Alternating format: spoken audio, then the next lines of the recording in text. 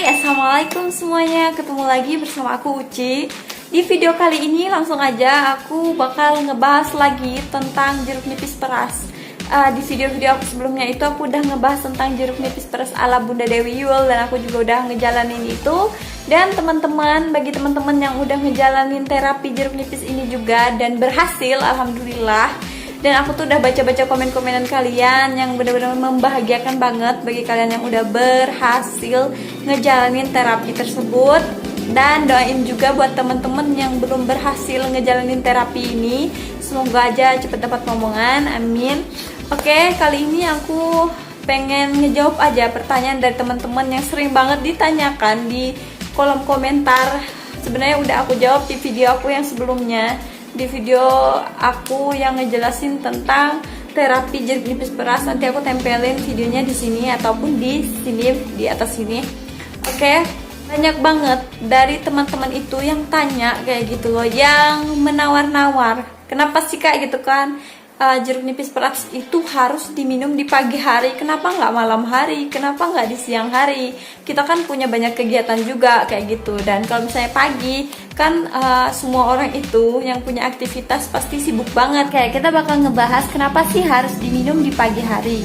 Nah guys, posisi tubuh kita kalau misalnya kita bangun tidur, terus tubuh kita itu terasa kayak pegal-pegal pada saat bangun pagi, itu tuh menandakan bahwa tubuh kita tuh nggak sehat atau ada gangguan-gangguan yang lain kayak gitu di dalam tubuh. Terus sebaliknya, kalau misalnya kita bangun pagi tapi tubuh kita itu terasa fit, nggak ada penyakit apapun, nggak terasa nyeri-nyeri di bagian tubuh manapun, itu tuh menandakan tubuh kita tuh sehat. Nah di situ kita bisa ngelihat kualitas kesehatan kita pada saat kita itu bangun tidur pada saat di pagi hari, karena tubuh kita itu dalam keadaan netral ataupun dalam keadaan belum tercampur dengan zat-zat apapun, misalnya seperti makanan, minuman, dan sebagainya. Biasanya kan kalau misalnya kita itu hari-hari, kalau misalnya kita minum atau makan, kita nggak sadar apa yang kita makan itu ternyata misalnya ada mengandung zat yang jahat, atau makanan yang nggak sehat, minuman yang nggak sehat. Nah disitulah kenapa dipilihnya di pagi hari, itu berdasarkan Bunda Dewi Yull sendiri untuk menyarankan minum terapi jeruk nipis ini di pagi hari. Nah di situ tubuh kita tuh netral, jadi ketika kita masukkan jeruk nipis peras sebelum kita makan dan minum, nah jeruk nipis peras itu akan bereaksi lebih dulu ke dalam lambung kita, kemudian akan masuk ke peredaran darah, seperti itulah ya. Pokoknya gambarannya kayak gitu. Jadi supaya membantu kerjanya itu atau lambung menyerap dari jeruk nipisnya itu lebih maksimal lah. Kayak terapi jeruk nipis ini sebenarnya belum ada penelitian yang benar-benar konkret, karena belum ada orang yang meneliti secara detail kayak gitu. Karena dari jeruk nipis peras ini mungkin kalau misalnya kita baca-baca itu manfaatnya belum ada kaitannya dengan detoksifikasi tubuh. Tapi aku ngerasain sendiri kalau misalnya terapi jeruk nipis ini itu bisa memperlancar peredaran darah kayak gitu pada waktu menstruasi, misalnya terlambat kayak gitu, terus kita minum jeruk nipis peras ini, dan alhamdulillah itu tuh lancar, dan itu aku ngalamin sendiri. Tapi nggak tahu kalau misalnya kalian itu kayak gimana ngalaminnya kayak gitu, karena setiap tubuh itu punya reaksi yang berbeda-beda dengan perasan air jeruk nipis ini. Jadi dia itu memberikan efek-efek yang berbeda-beda ke setiap tubuh. Kalau misalnya kalian sedang ngejalanin terapi tapi kalian itu nggak kuat atau sebagainya, nggak usah dipaksakan, kalian ganti aja terapinya dengan terapi yang lain kayak gitu. Jadi tidak usah dipaksakan, karena setiap orang itu punya kekuatan masing-masing. Ada sebagian orang yang mampu menahan efeknya, terus ada juga sebagian orang yang nggak mampu untuk menahan efeknya. Jadi para bunda-bunda jangan suka nawar-nawar terapi, karena buat orang-orang yang udah sesuai prosedur aja tuh belum tentu berhasil. Apalagi kalian yang suka nawar-nawar, misalnya boleh nggak misalnya diminum di siang hari karena aku begini dan begini. Nah kalau misalnya kita melakukan terapi ini, kita harus benar-benar siap dan menyiapkan waktu untuk sedemikian rupa lah kita mengatur waktu supaya kita itu bisa minum jeruk nipisnya di pagi hari, karena pada waktu itulah yang efektif.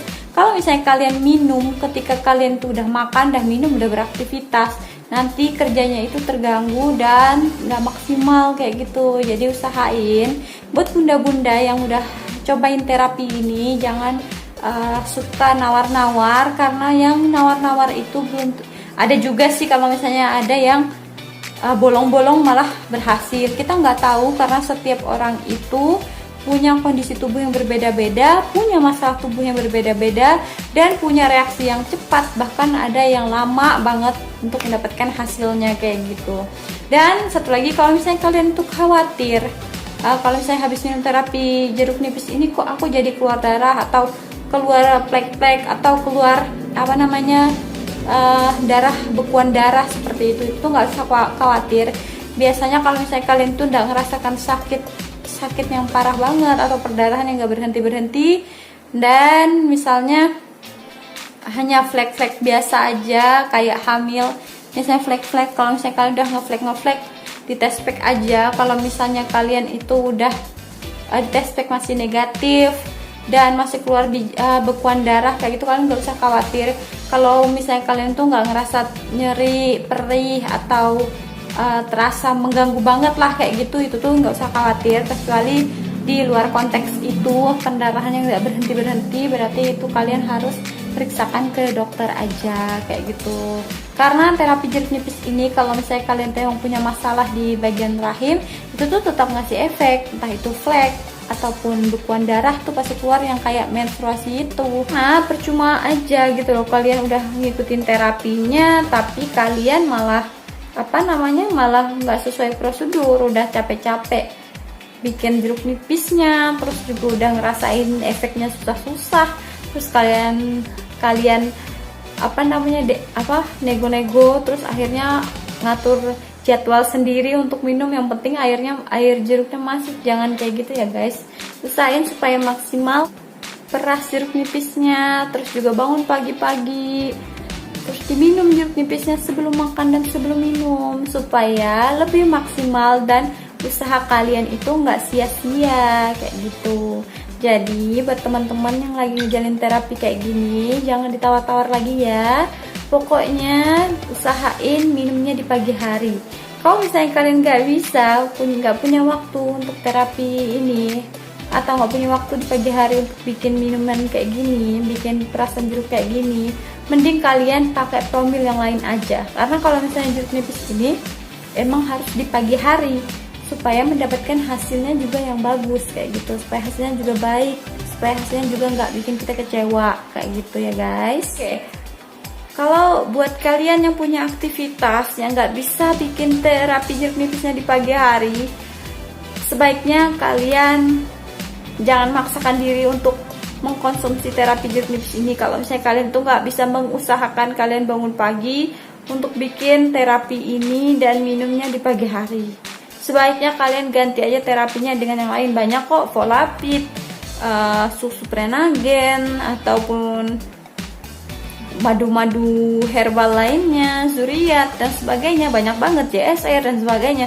Kalian ganti aja dengan yang kira-kira terapi kalian itu, atau terapi promil kalian itu yang gampang kalian aplikasiin, yang gampang kalian minumnya teratur kayak gitu. Karena terapi itu kerjanya itu kita harus rutin untuk mengkonsumsi, terus nggak bolong-bolong juga. Nah, supaya apa? Supaya mendapatkan hasil yang lebih maksimal kayak gitu.